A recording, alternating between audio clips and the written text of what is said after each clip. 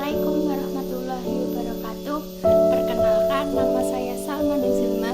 Saya dari Fakultas Ekonomi dan Bisnis Islam, kelas 2C, Akuntansi Syariah, IAIN, Surakarta. Ini saya akan menjelaskan tentang salah satu tokoh ilmuwan Muslim yang sangat berpengaruh dalam dunia Islam yang berasal dari Damaskus yang bernama Ibnu An-Nafis. Sini saya akan menjelaskan tentang satu, biografi Ibnu An-Nafis. Yang kedua, tentang tulisan-tulisan Ibnu An-Nafis. Yang ketiga, tentang karya-karya Ibnu An-Nafis. Yang keempat, tentang penemuan sirkulasi paru-paru menurut Ibnu An-Nafis. Dan yang terakhir yaitu tentang sistem peredaran darah menurut Ibnu An-Nafis. Sebelum saya membahas lebih lanjut tentang Ibnu An-Nafis, jangan lupa like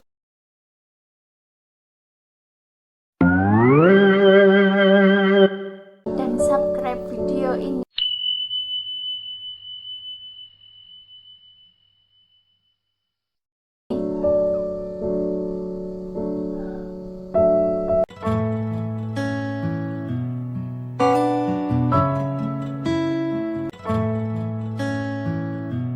Biografi Ibnu An-Nafis. Dunia kedokteran mencapai puncak kejayaannya pada abad ke-13 Masehi. Dialah dokter pertama yang mampu merumuskan tentang teori dasar-dasar peredaran darah, terutama pada sirkulasi mengenai sirkulasi paru-paru, jantung, dan kapiler. Sebuah pencapaian tersebut diberikan kepada seorang dokter muslim bernama Ibnu An-Nafis. Karya terbesarnya ditemukan di Berlin pada tahun 1924. Nama lengkap Ibnu An-Nafis adalah Ala al-Din al-Hasan Ali bin Hazm al-Ghazi al-Dimaski. Ia lahir pada tahun 1213 di Damaskus. Ada juga yang menyebutkan bahwa ia dilahirkan di Syria pada tahun 607 Hijriah atau 1210 Masehi. Ia menghabiskan masa kecilnya di kota tersebut hingga menjelang dewasa. Ia tinggal dan menetap di Mesir hingga ajal menjemputnya. Ia meninggal pada tahun 1288 pada 11 Zulhijjah tahun 678 Masehi. Kurang lebih saat ia berumur 75 tahun. Ketika meninggal, ia menyumbangkan rumah, perpustakaan, dan klinik miliknya ke Rumah Sakit Mansyuriah. Ia juga mempunyai nama panggilan lain yaitu The Second Avicenna atau Ibnu Sina kedua. Ibnu Sina adalah seorang dokter pertama yang menjelaskan tentang ilmu anatomi tubuh. Selama beberapa abad, bukunya yang berisi teori anatomi tubuh dijadikan paduan dunia medis di Eropa. Sedangkan Ibnu An-Nafis lahir 200 tahun sesudahnya. Ibnu An-Nafis bekerja di Rumah Sakit Medical College atau Bimarsistan Al-Nauri di Damaskus. Selain mempelajari tentang obat-obatan, ia juga belajar ilmu hukum, sastra, dan teologi. Ia menjadi seorang ahli di sekolah hukum Syafi'i dan ahli dokter. Kemudian pada tahun 1236 ia pindah ke Mesir. Ia bekerja di Rumah Sakit Al-Nasri dan kemudian di Rumah Sakit Al-Mansyuri. Di sana ia menjadi kepala dokter dan dokter pribadi Sultan. Dalam sejarah juga mencatat bahwa ia adalah seorang dokter pertama yang menjelaskan tentang konsep metabolisme tubuh. Berkat jasanya yang sangat bernilai itulah Ibnu An-Nafis diberikan gelar Bapak Fisikologi Sirkulasi. jejak prestasi yang ditorehkan An-Nafis dalam bidang kedokteran, khususnya ilmu fisiologi pada era kejayaan Islam itu baru terungkap pada abad ke-20. Dunia kedokteran pun dibuat takjub oleh pencapaian dokter muslim itu. Kontribusi Ibnu An-Nafis dalam dunia kedokteran tidak hanya di bidang fisiologi. Ia juga dikenal sebagai dokter yang menyongkong kedokteran eksperimental, postmortem otopsi, serta bedah manusia. Dua, yaitu tentang tulisan-tulisan Ibnu An-Nafis. Buku yang paling tebal dari Ibnu An-Nafis adalah Al-Shamil fi Al-Tib, yaitu sebuah ensiklopedi yang terdiri dari 300 volume, tetapi pada saat itu tidak sempat terselesaikan karena Ibnu An-Nafis terlebih dahulu meninggal dunia. Naskah tersebut sekarang berada di Damaskus. Bukunya tentang oftalmologi sebagian besar adalah hasil karya asli dari Ibnu An-Nafis. Bukunya yang paling terkenal adalah Ringkasan Hukum atau Mujaz Al-Qurun. Buku terkenal lainnya adalah tentang efek diet kesehatan berjudul Kitab Al-Mukhtar fi Al-Aqdiyah. Ada juga Al-Risalah Al-Kamiliyah fil Sirah Al-Nabawiyah, diterjemahkan dari barat dengan judul Theologus Autodictatus, yaitu tentang karya-karya Ibnu An-Nafis. Syarh Tasih Al-Qanun adalah sebuah buku yang berisi kumpulan dari buku pertama dan ketiga dari buku Al-Qanun, karya Ibnu Sina yang membahas tentang anatomi. Dalam bukunya tersebut, Ibnu An-Nafis menguraikan apa yang ditulis oleh Ibnu Sina di dalam buku Al-Qanun serta menyebutkan beberapa kesalahan Ibnu Sina. Buku ini menguat penemuan Ibnu An-Nafis tentang sirkulasi darah kecil sebagaimana yang telah kita paparkan sebelumnya.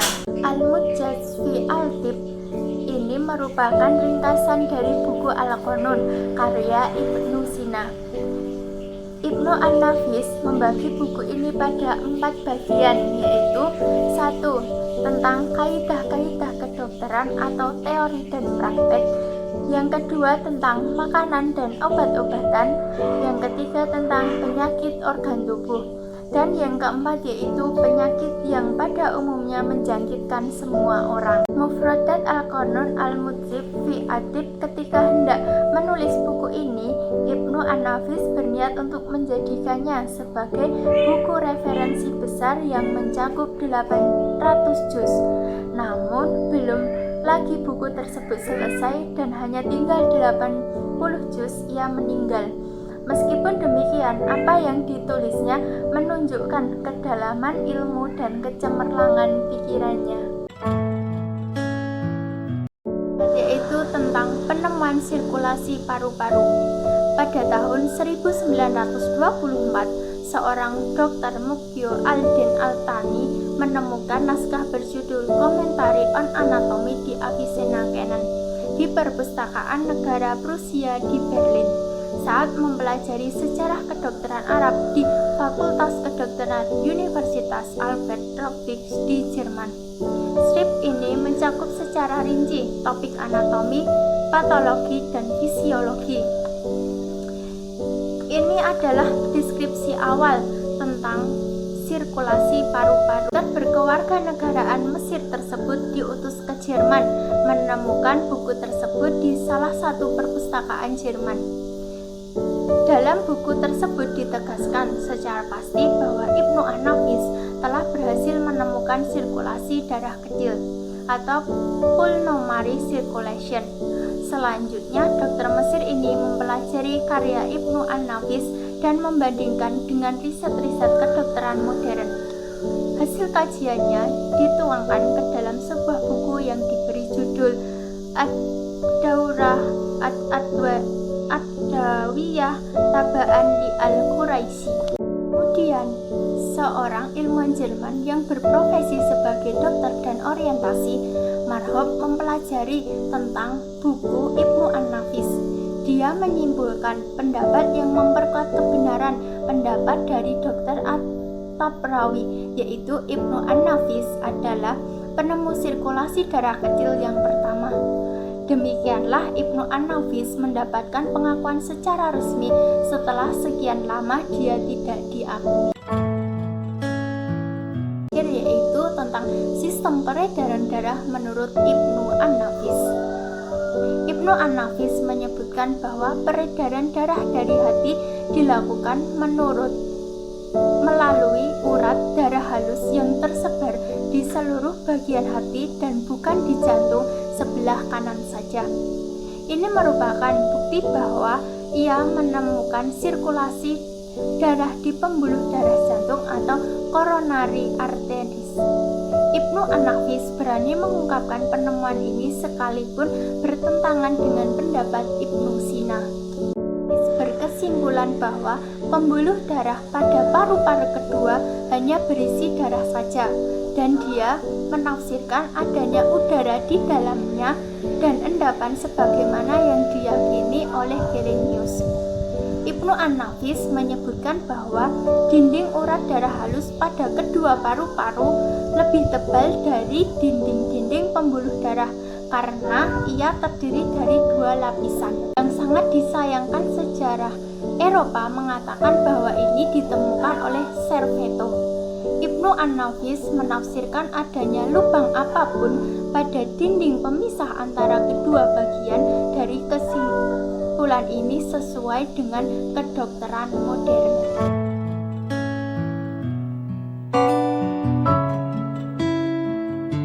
Dan dapat disimpulkan bahwa Ibnu An-Nafis adalah salah satu tokoh muslim terkemuka yang menjelaskan tentang sistem peredaran darah manusia serta sebagai bapak fisiologi sirkulasi, yang juga ia mendapat julukan sebagai Ibnu Sina kedua, yang mempunyai banyak buku yang terkenal, yang salah satunya bagian dari ringkasan buku Ibnu Sina. Penjelasan dari saya mengenai Ibnu An-Nafis cukup sekian. Wassalamualaikum warahmatullahi wabarakatuh.